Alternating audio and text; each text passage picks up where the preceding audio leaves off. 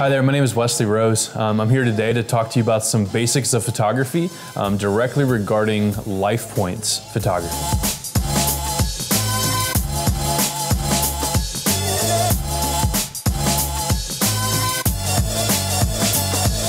Lifepoint Church exists so that people far from God will experience life fully alive in Christ. And our job as photographers is to capture it.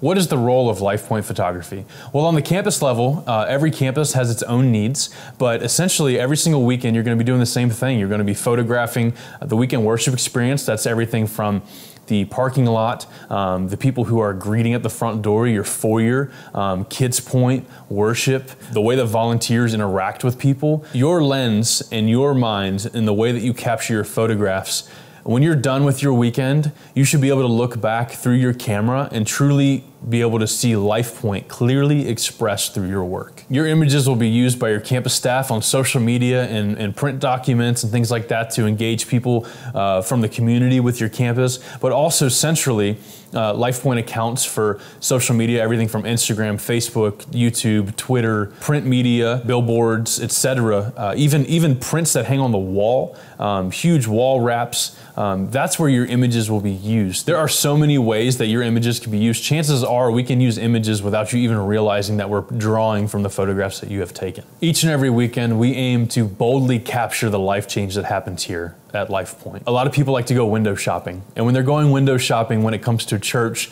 they're not walking by or driving by our church and literally looking and seeing if it looks cool or if it feels great. Today's window shopper does that online. And the only way that we can truly communicate to them properly online is through visual arts. And through visual arts, one of the main ways that Lifepoint communicates is through photography. And honestly, we don't have a photography staff. We don't have people that we rely on week to week to get us images. We truly lean on you. We lean on you knowing your campus, your people, knowing your community best. And we want to come alongside you and equip you to where technically, creatively, and resource-wise, like you are just completely equipped to where there's no question when you enter into a campus on Sunday that you know what you're doing, that you're confident in what you're doing, and that you absolutely are getting the most out of what we can offer you. How do we accomplish all these goals that Lifepoint has? Well, the number one way we do that is through organization and communication. In order to accomplish the goals that we have set for ourselves and for our campuses each and every weekend, what we need to do is we need to organize and we need to communicate as best as possible. And ways that we do that is we do scheduling through Planning Center online and we do archiving and uploading through Dropbox. And in those two ways, you'll really be able to be scheduled and make sure that your products are delivered. Outside of that, if you have questions, feel free to email your production director on your campus, or when you get to the church on Sunday morning, go by and talk to them. They would love to catch up with you, have community with you, and come alongside you in any questions that you may have to make sure that your Sunday and that your experience photographing is the greatest that it could possibly be. What I want to talk to you about first is the Sunday flow. Now, what do I mean when I say Sunday flow? Every Sunday is different, but if you structure stuff with your organization and your communication, you can truly flow through a Sunday seamlessly each and every Sunday. Sure, there'll be some surprises, but really what you're setting yourself up for is by creating a schedule and creating an expectation for yourself, you're allowing yourself to have guardrails instead of having to just free flow throughout the Sunday. So for starters, when you first get to the campus on a Sunday, you should always get there before the service starts. If you're shooting the 8 a.m. service, for example, I would highly suggest you get there around 7:30 or 7:45. And the first thing you should do is check in with your production director. When you check in with your production director, basically what you're looking for is you're looking for communication. You're looking to see, hey, what's going on this Sunday? What are some notes you have for me? Is there baptisms? Is there this? Is there that? And then also, you're looking to feel community. You're not looking to just go in there and be like, hey, what are my things for today? Like, what's going on the campus? No, you're going in there because that's your leader. That is the person who cares for you. That's the person who prays for you. Chances are you're probably in small group with some of the people that are on production. And what you want to do leaving that room is feel like you really are a part of a team, because you are. And the thing is like so often and so easily, photography can become a one-man or one-woman sport. There's no drive behind doing it if people aren't doing it with you. If someone's not calling the best out of you, pushing you forward, believing in you, believing for you, and in our case, even praying for you. And the thing is when you go into that room in the morning, that is your community. Those are the people you serve with. Those are the camera operators, the VJs, the directors, the production guys, the lighting people. Like, these are the ones who you have signed up to do life with in your serving. And what I want to encourage you with is make that your community and don't miss out on that opportunity. So after checking in with your production director and kind of, getting your fill of community and stuff like that, what I want you to do next is troubleshoot your gear. Make sure everything's working, make sure your battery's charged, make sure you have a memory card, all those different things. And then after you're set on your gear, start walking around the campus, start exploring and seeing volunteers and seeing the community and different things like that. Now, if you're not shooting the 8 or if you're not getting there super early or whatever, first of all, once again, I would encourage you to get there earlier. But if you can't, if you're late, if your kid's sick and whatever, then, as soon as you come onto the campus, make sure your stuff's good before you hop out your car. And then through the parking lot, when you get to the door, all those different things, make sure that you are constantly shooting. Now, our number one goals of capturing is not our worship leaders. We do not want our cameras facing the stage at all times, shooting the beautiful lights and all those different things. In fact, what I would say is that's the least of our concerns, desires, and worries.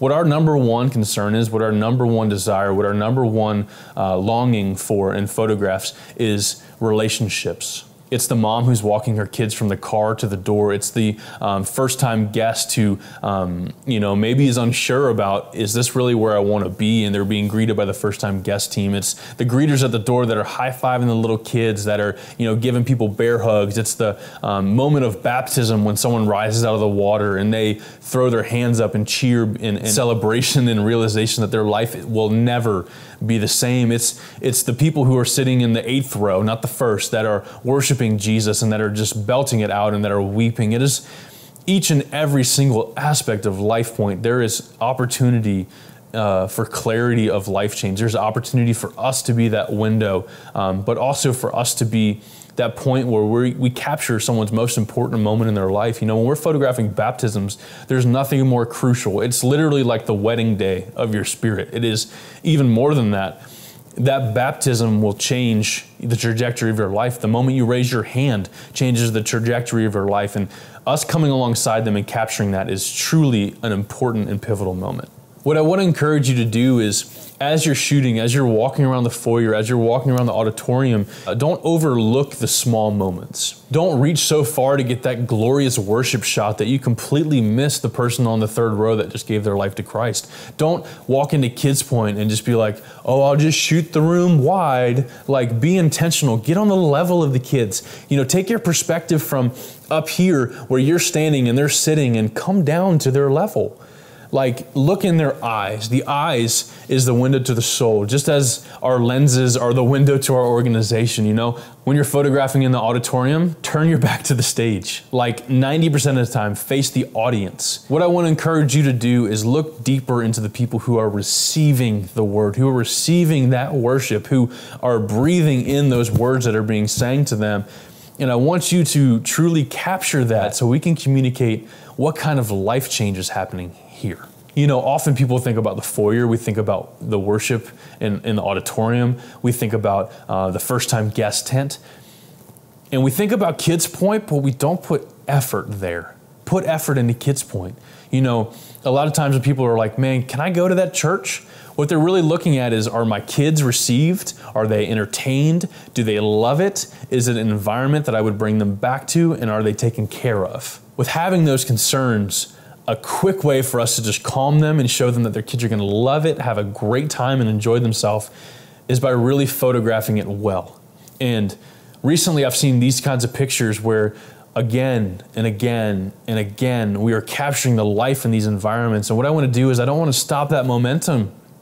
Keep building, keep getting on their level, like show the faces of the volunteers, show the faces of the kids, like truly interact with them. Don't just come in and snap and leave. Spend time, sit, relax, let it breathe a little bit. Let your camera feel the environment of Kids Point. Trust me, our employees, our volunteers take so many hours on that Sunday, but throughout the week and for weeks leading up to, and planning what's happening in there. Let's capture it, let's show their intentionality, and let's express it in a way that is honoring. In saying all that, there are so many different things that in your best practices manual that you can look over, check over, and go through. But what I would encourage you with is when you're done with your Sunday, check back in with your production director, let them know how the day went, show them some of your images, ask them questions, ask them what's going on next week, talk about next time you're scheduled, and just find community. This is really your place where you feel at home and where we want to love on you, where we want to pray for you, and where we want you to know how important you are to this house. One of the best things that we can do for ourselves is make sure that we are always growing. And there's two quick and easy ways you can do that. One, always call the best out of each other. So if you see one of your friends, one of your fellow shooters, if you see someone who's doing something amazing, let them know. If you see something that, maybe they're consistently having grainy images or they're consistently struggling through something, come alongside them. Ask them if there's anything that you can do to help them. Be their community also. In that same sense, if you're constantly researching, that will always help your work. If you have questions, if you have needs, if you have, you want to know how to do something or how someone did something, YouTube is an amazing resource. Literally, my career started because I learned how to Google. Google now owns YouTube, and it's equally as important, equally as simple. Type something in you want to know. My T5i won't let me shoot with a specific ISO when I'm in automatic mode, or how come I can only go up to ISO 1600 on my camera? Questions like this may seem difficult, or for you they might seem easy. And what I want to encourage you with is literally with the click of a button or with an email sent or asking your production director to get in contact with me or whoever's resourcing your production director, those questions can be easily answered. On the same side of research, make sure you're checking out what Lifepoint's posting. Being up to date on what we are using, what we are posting, what we are obviously loving will also kind of help you influence what to do more of or less of. You go on there now. If you go to Instagram, it's @VisitLifePoint. You can Google Lifepoint Church and find our website and our Facebook.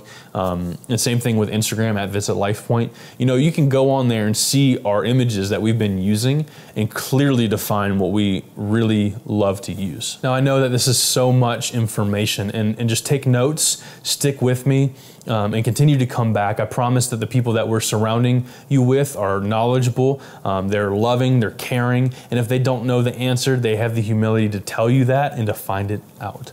I believe in you. I'm praying for you. I appreciate you. Pastor Daniel appreciates you. And we're just so grateful that you've chosen to be a part of our team. And we can't wait to see what God has in store for you because we truly believe that the best is yet to come.